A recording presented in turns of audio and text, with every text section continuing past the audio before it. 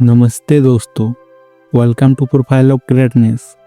आज हम बात करेंगे भारत के पहले प्राइम मिनिस्टर पंडित जवाहरलाल नेहरू की और जानेंगे कि उन्होंने न सिर्फ आज़ादी की लड़ाई में एक इम्पोर्टेंट रोल प्ले किया बल्कि एक नए भारत को शेप देने में एक अहम भूमिका निभाई।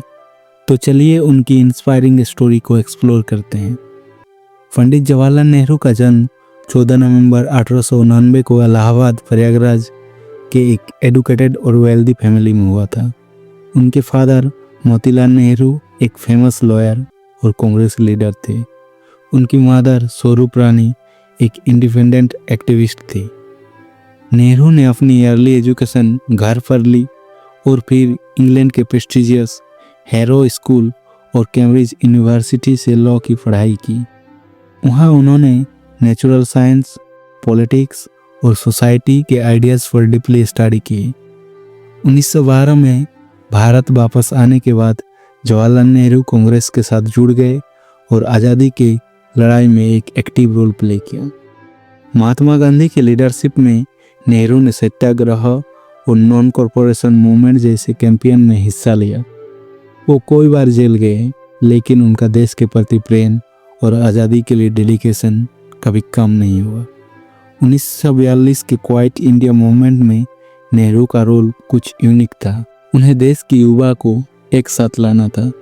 उनके पावरफुल स्पीच ने यूथ और फार्मर को आज़ादी की लड़ाई में भाग लेने के लिए इंस्पायर किया। उन्होंने समाज के हर सेक्शन के लोगों को आज़ादी की लड़ाई में जोड़ने का काम किया। 15 अगस्त 1947 को जब भारत आज़ाद हुआ, नेहरू ने पहले प्राइम मिनिस्टर के रूप में रेस्पॉन्सिबिलिटी ली। उनका famous speech trust with destiny आज भी इतिहास के पन्नों में याद किया जाता है। आज़ादी के बाद इंडिया को बहुत सारी कठिनाइयों का सामना करना पड़ा।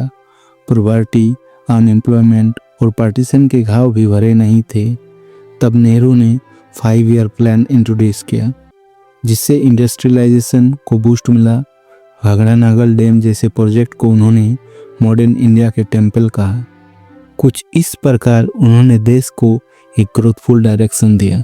नेहरू स्ट्रांगली बिलीव करते थे कि इंडिया को मॉडर्न और सेल्फ रिलायंट बनाने के लिए एजुकेशन और साइंस पर फोकस करना होगा। उनके टेन्योर में IITs, IIM और इसरो जैसे रिनोल्ड इंस्टीट्यूशन की स्थापना हुई। बच्चों के इम्पोर्टेंस को समझते हुए उन्होंने अपने जन्मदिन 14 नवंबर को चिल्ड्रंस डे डिक्लेयर किया, ताकि न्यू जनरेशन को नेशन बिल्डिंग के लिए इंस्पायर किया जा सके। नेहरू ने नॉन अलाइंड मूवमेंट की फाउंडेशन में मेजर रोल प्ले किया। उनकी फॉरेन पॉलिसी पंचशील प्रिंसिपल पर बेस्ड थी, जो पीसफुल कोएग्जिस्टेंस और म्यूचुअल कॉर्पोरेशन प्रमोट करती थी। उन्होंने इंडिया को ग्लोबल स्टेज पर एक डिग्निफाइड पोजीशन दिलाई। 27 मई 1964 को नेहरू हमें छोड़कर सदा के लिए चले गए, लेकिन उनकी विजन और कंट्रीब्यूशन आज भी हमारे जीवन में दिखाई देती है। उनकी पॉलिसीज, इंस्टीट्यूशन भारत की ग्रोथ जर्नी के स्ट्रॉन्ग पिलर्स है। आज की जनरेशन जो इंटरनेट और सोशल मीडिया से घिरी रहती है, अक्सर नेहरू के कंट्रीब्यूशन को प्रॉपरली समझ नहीं पाती। उन पर अक्सर बिना कॉन्टेक्स्ट के क्रिटिसिज्म होता है। ये बहुत अनफॉर्चुनेट है कि फ्रीडम स्ट्रगल में उनकी सेक्रीफाइस और इंडिपेंडेंट इंडिया के निर्माण में उनका जो इम्पोर्टेंट रोल था, उसकी पूरी अप्रिसिएशन नहीं होती। नेहरू ने एक ऐसा समय पर देश को डायरेक्शन दिया जब इंडिया पॉवर्टी, पार्टीशन और इलिटरेसी से स्ट्रगल कर रही थी। उन्होंने न सिर्फ डेमोक्रेसी के रूट्स को स्ट्रॉन्ग किया, बल्कि एक ऐसा बेस रेडी किया जो आज भी हमारे डेवलपमेंट की फाउंडेशन है। किसी के बहकावे में ना आए।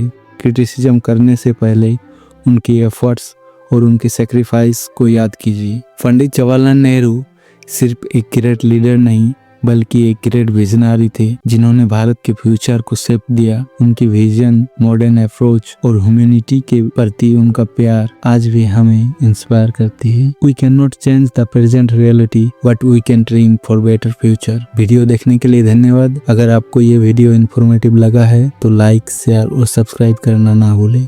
Thank you.